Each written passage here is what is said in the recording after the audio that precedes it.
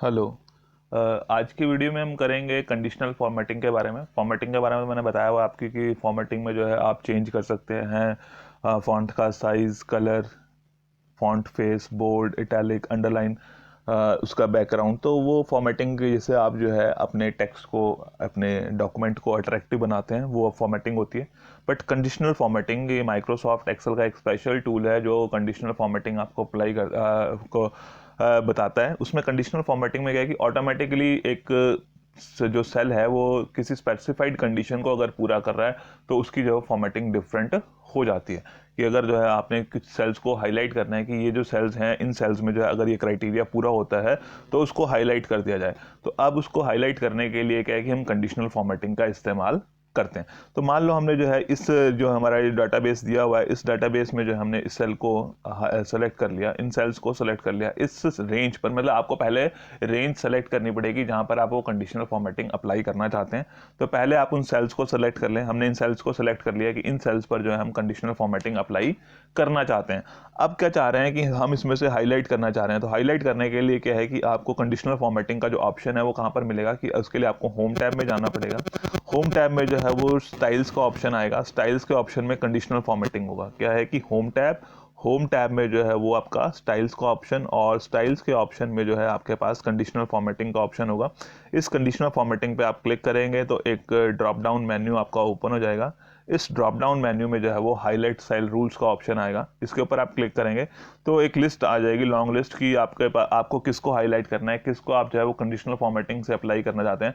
कि greater than values की इस वैल्यू से जितनी ग्रेटर है उस पे, इस वैल्यू से लेस देन वाली पे अप्लाई करना चाहते हैं, बिटवीन बताना चाहते हैं कि इतने से इतने रेंज बताना चाहते हैं कि उन वैल्यूज को हाईलाइट करना है, इक्वल टू को हाईलाइट करना है कि इसके बराबर मैच करती हैं। या कोई टेक्स्ट का क्राइटेरिया है आपका कि अगर टेक्स्ट से रिलेटेड क्राइटेरिया है तो आप उसको टेक्स्ट को हाईलाइट करना चाहते हैं कि जिसमें वो टेक्स्ट लिखा है उन सेल्स को हाईलाइट किया जाए। या कोई पर्टिकुलर डेट को आप हाईलाइट करना चाहते हैं, या फिर जो है वो डुप्लीकेट वैल्यूज को। ये कई बार बहुत बार प्रॉब्लम आ जाती है कि हम डाटा फिल कर देते हैं उसमें, और डाटा फिल करने के बाद जो है हमें पता लगता है कि हमने जो है वो बहुत सारी एंट्रीज जो है वो डुप्लीकेट एंट्रीज कर दी हैं, रिपीट करती हैं।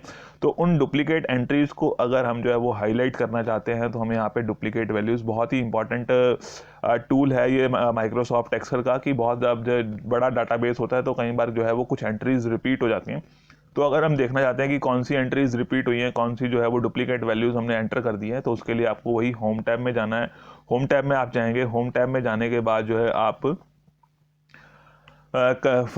स्टाइल्स वाले कॉलम में आएंगे। स्टाइल्स में कंडीशनल फॉर्मेटिंग, और कंडीशनल फॉर्मेटिंग में फिर आप हाईलाइट सेल रूल्स, और उस हाईलाइट सेल रूल्स में आपको ड्रॉप लास्ट में जो है वो एक डुप्लीकेट वैल्यूज़ का कॉलम मिलेगा। तो जैसे जो भी डुप्लीकेट वैल्यूज़ होंगी उसमें वो उसको हाईलाइट कर देगा। तो फॉर एग्जांपल कि हमने डुप्लीकेट वैल्यूज़ पे क्लिक किया तो अब आप देख रहे होंगे कि जो जो डबल है एंट्रीज 59 ये भी डुप्लीकेट है, इसको भी हाईलाइट कर दिया। 76 ये हाईलाइट हो गया। 45 डुप्लीकेट हो रही हैं एंट्रीज। 61 तो मतलब जो सेम वैल्यूज़ हैं उन सेम वैल्यूज़ को जो डुप्लीकेट हो रही हैं उनको वो हाईलाइट कर देता है। और इसका एक अपना डायलॉग बॉक्स ओपन हो जाता है कि आपने जो है किसको हाईलाइट करना है, डुप्लीकेट को या यूनिक वैल्यूज़ को किसको हाईलाइट करना है। और कुछ इसमें स्पेसिफाइड रेंजेस हैं कलर्स की कि वो कलर आपने रेड रखना है, येलो, ग्रीन।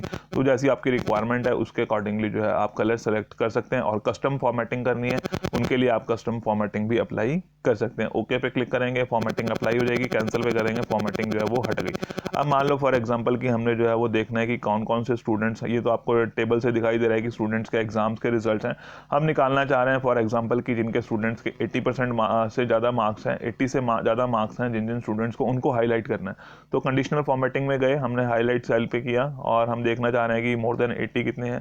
तो मोर देन 80 के लिए जो है यहाँ पर आपके पास, यहाँ पर ये सेल खुल के आ गया ग्रेटर देन। अब यहाँ पे आप वैल्यू लिखेंगे, हमें जो है वो मोर देन 80 वाले चाहिए। हमने लिख दिया मोर देन 80। मोर देन 80 वालों को जो है वो किस कलर से आप हाईलाइट करना चाहते हैं वो आप कलर सेलेक्ट कर लें और ओके पे क्लिक करें तो वो सेल्स जो है वो हाईलाइट हो गए।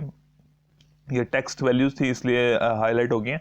बट अगर हम जो है वो न्यूमेरिकल वैल्यूज़ लेंगे तो न्यूमेरिकल वैल्यूज़ में आप देख रहे हैं कि सिर्फ इसने जो है वो 90 जो हाईएस्ट मोर देन 80 था, मोर देन 80 था तो इसने ये 80 दिस इज इक्वल टू 80, तो इसलिए इसको हाईलाइट नहीं किया गया है। और हाईलाइट किसको हुआ है, जो मोर देन 80 थे। तो आप देख रहे हैं कि यहाँ पर जो है वो मोर देन 80 जो है सिर्फ ये 90 वाली वैल्यू है।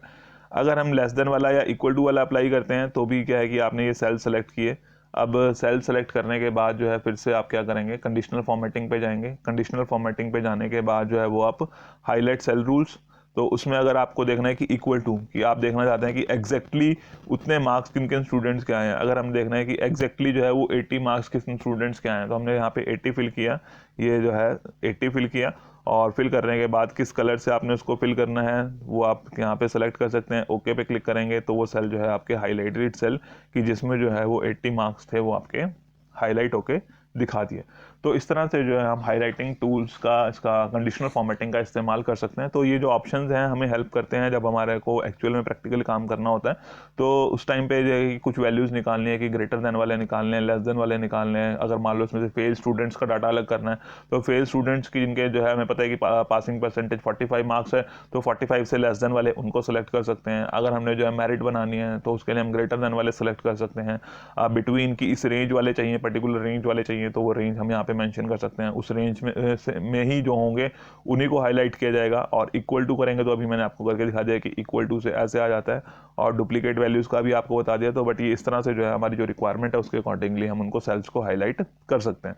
और यहाँ पर एक इसमें प्री डिफाइंड टूल भी है कि जिसमें जो है टॉप और बॉटम रूल्स भी हम अप्लाई कर सकते हैं कि टॉप 10 आइटम्स को हाईलाइट करना है, टॉप 10% को हाईलाइट करना है, बॉटम 10 आइटम्स को हाईलाइट करना है, कि सबसे नीचे कौन है, सबसे लोएस्ट वाले कौन है, उनको हाईलाइट करना हो। तो अगर हाईएस्ट वालों को, टॉप 10 वालों को, हाईएस्ट को हाईलाइट करना है, ये परसेंटेज की फॉर्म में कि इतना परसेंट, जितने भी टोटल डाटा है उस डाटा का 10% निकालना है। अगर 20 आइटम्स हैं तो 20 में से आपको 10% निकालने थे, यानी कि 2 आइटम्स को वो टॉप 2 को हाईलाइट कर देगा। तो परसेंटेज की फॉर्म में अगर आपको निकालना है, और ये सिर्फ 10 आइटम्स की फॉर्म में निकालना है। अबव एवरेज, बिलो एवरेज की आपने जो है वो कुछ एवरेज परसेंटेज जो उसकी बनती है उसका ऑटोमेटिकली एवरेज भी निकाल देगा।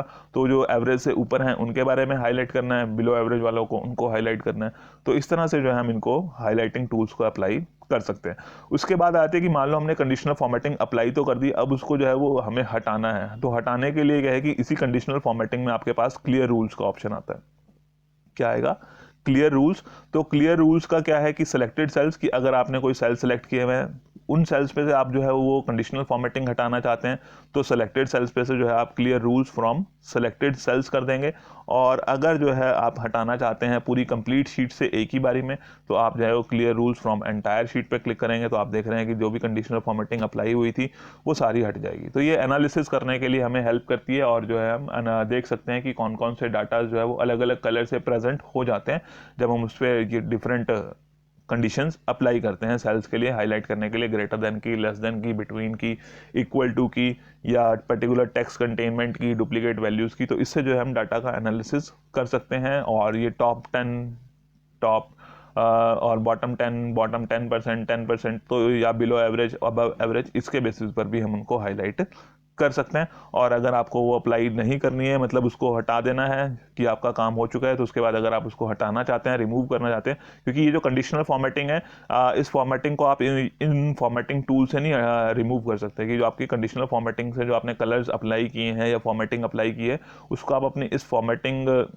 टूल बार से रिमूव नहीं कर सकते। उसके लिए आपको यहीं से रिमूव करना पड़ता है कि अगर उसको कंडीशनल फॉर्मेटिंग को रिमूव करना है तो क्लियर रूल्स, और रूल्स जो अगर आपने हटाने हैं तो पर्टिकुलर सेल से हटाने हैं तो सेल सेलेक्ट करके उनसे जो है वो रूल्स को हटाया जा सकता है।